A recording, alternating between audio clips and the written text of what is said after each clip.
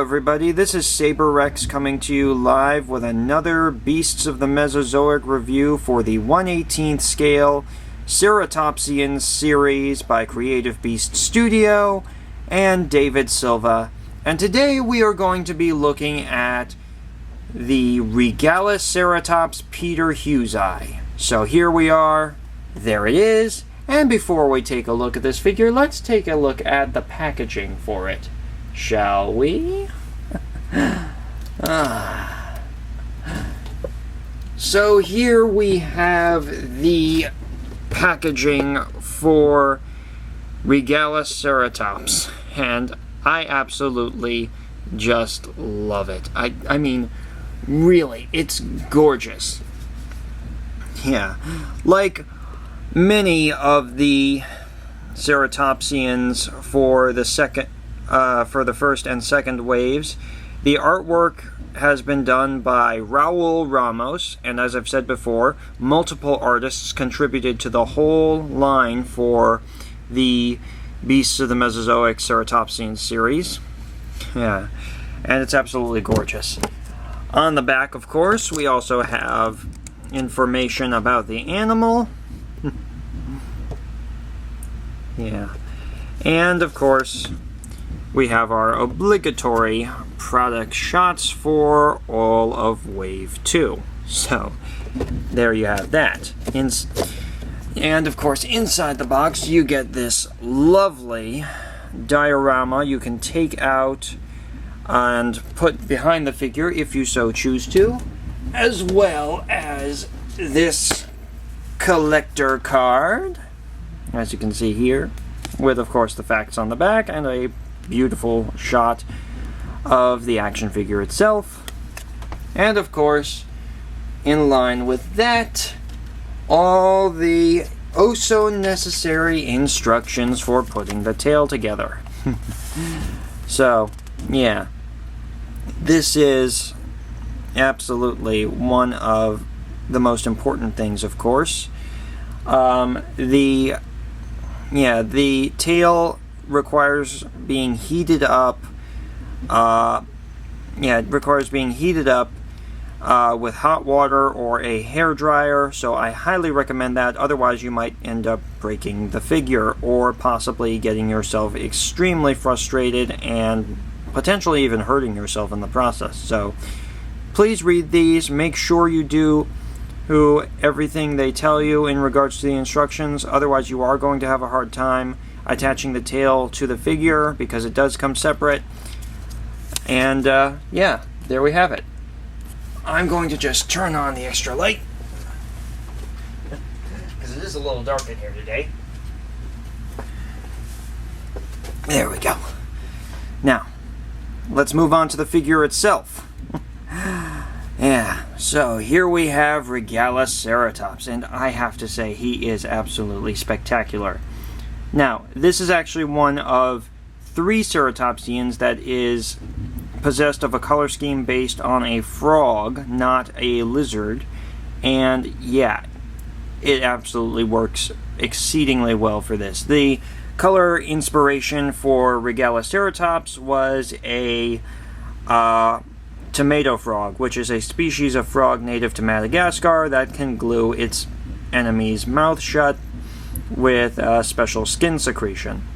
Honestly, it also really works well for Regaliceratops and makes it look like he's saying, "Danger, don't mess with me, I am a very big animal that you do not want to tangle with because I have sharp horns." Yeah.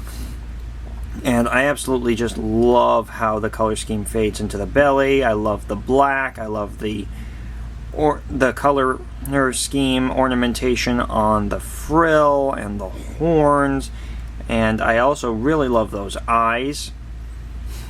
And I can't get enough of that color scheme. It's just so cool.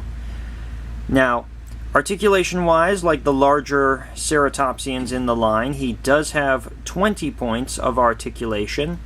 So, he has a mouth that can open and close, like so. Now, mine does not have a mouth that stays closed very well, so I had to fix that by gently applying some heat in the form of a hairdryer to slightly bend the beak so it would fit inside the upper jaw, like so. I called it Operation Beak Lift, and you can do this for all the Ceratopsian figures that do not have beaks that match up properly so that they can actually close their mouths. Like if they have a bit of an underbite, you can actually fix that by just gently applying heat for a couple of seconds, then cool them down with cold air once you have everything set, or just gently fit the still hot plastic inside the mouth where, of course, it will set on its own. Now, inside the mouth you do have a tongue that can move, although you would have to really reach inside with your pinky if you've got a small pinky like I do, and yeah, you might actually have to move the tongue around with a toothpick if you want to play with that, because it is just set so deep in the mouth. But yeah, he can move his tongue, just like the other large Ceratopsians in the lineup. He also has, of course, beautiful neck articulation, so he can actually move his neck at two different points, right, left, like so, as well as up, and of course down, like that.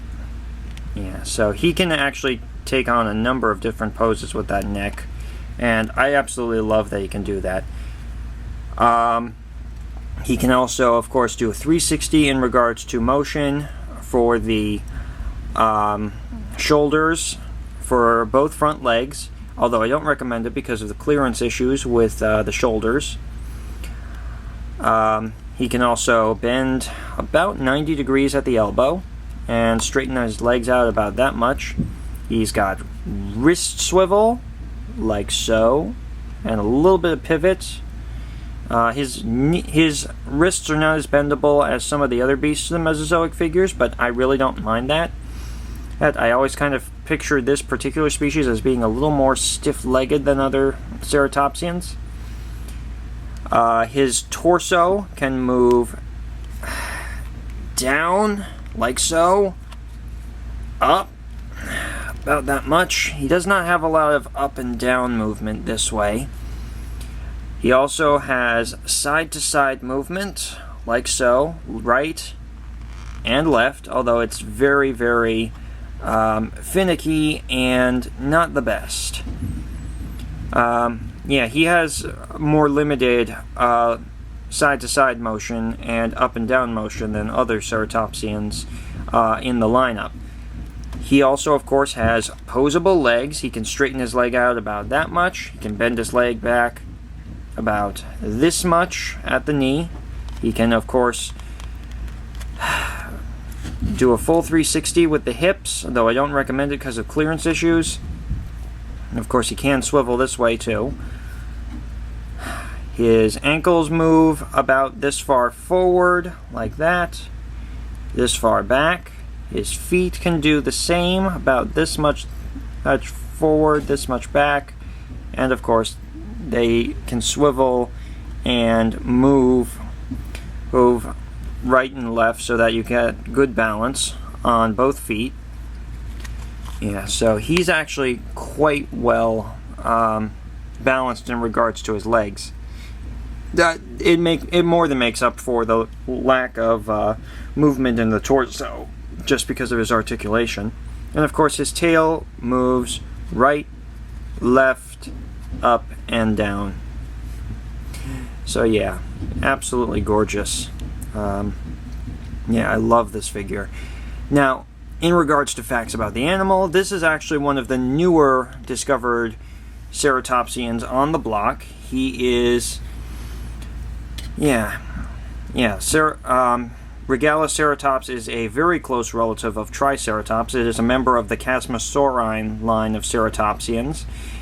It was also named after one of the people who discovered it, Peterhewsi, and yeah, it was around during late Campanian stage of the late Cretaceous. That is to say, about 75 to 70 million years ago. It's one of the most incredible looking dinosaurs that has been found thus far. And when it was discovered, this particular animal, the holotype specimen, the first specimen discovered, was nicknamed Hellboy because of its outlandish appearance. It is one of the more extravagant looking of the Ceratopsians, and yeah, it would have absolutely been a beast in regards to being able to fight and whatnot with these horns. Probably would have used its nose horn more than its brow horns to fight, because as you can see, the nose horn is a lot longer. But of course this would change in its later relatives like Triceratops and Torosaurus. Yeah, but this was basically an early relative of those. But yeah, it's absolutely one of the coolest of the bunch, and yeah, I cannot stop geeking out about this figure. Price-wise, he was about $65 on the backer kit campaign for the Beasts of the Mesozoic, when Wave 2 was available for pre-order. He is about $70 now, so he's a little more expensive than the than some of the other Ceratopsians in the lineup, like Cosmoceratops, Ionosaurus, the subadult Triceratops, or Spiclypeus.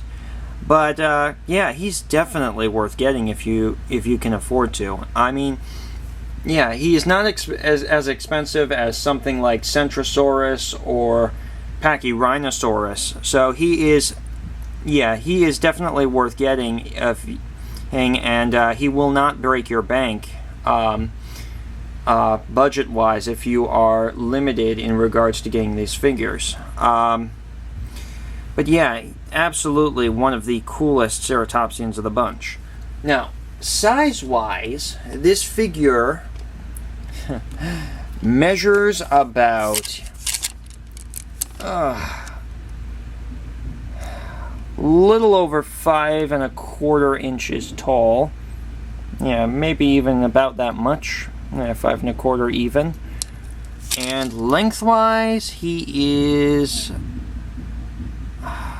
about 11 1/4 inches long. So, yeah, quite hefty in size. Similar in size to the Triceratops horridus subadult. Definitely one of the larger figures, and just absolutely cool. Just absolutely one of my favorites. And yeah, I really recommend getting this figure. He is absolutely stunning to look at, and yeah, if you put him up like on a shelf or somewhere where there's good lighting, you are going to get a lot of people's attention with this figure, and he is absolutely something I really highly recommend as a result of the Beasts of the Mesozoic, because this guy needs some love. He's one of the newer dinosaurs on the block. He is very cool, and I gotta say it. Hey, if you want something absolutely unique that nobody's going to recognize, and something to start a conversation with in regards to unique figures, this is definitely one for you. I mean, honestly, what is cooler than this guy? This Ceratopsian is quickly climbing the ranks into my top 10 favorite Ceratopsians. It is just that bizarre and that fascinating. And there's so much we still have to learn about this animal. I mean, yeah, there's only one skeleton known, and even that's just partial. So, yeah, I would love to know more about this dinosaur. And I hope you will too. And I hope that interest in this dinosaur, whether it is looking at this figure or not, is enough to help you urge people to learn more about it and its cousins as well. But yeah, if you can get it, yeah, I get. I cannot recommend it enough. Yeah, he is too good to pass up. So this is Saber Rex signing off, telling everyone that you're never too old to play with toys. Be a toy nerd, be proud of it. Thank you, and have a good day. Bye.